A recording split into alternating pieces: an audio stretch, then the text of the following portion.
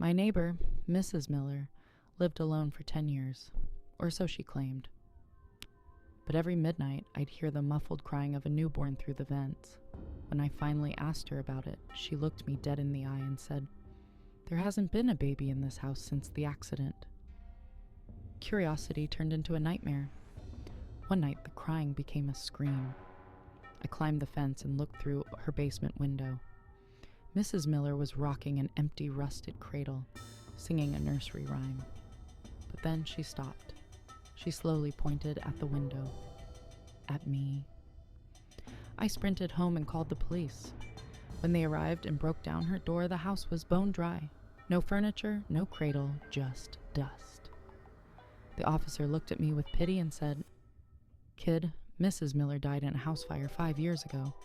This place has been a crime scene ever since."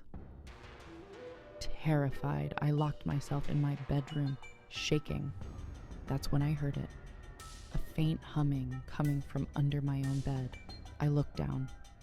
It wasn't Mrs. Miller. It was my own toddler, holding an old charred photo of Mrs. Miller. He looked at me with cold, pale eyes and whispered, "She says it's your turn to rock the cradle, Mommy." I haven't slept since, because now the crying isn't coming from next door anymore.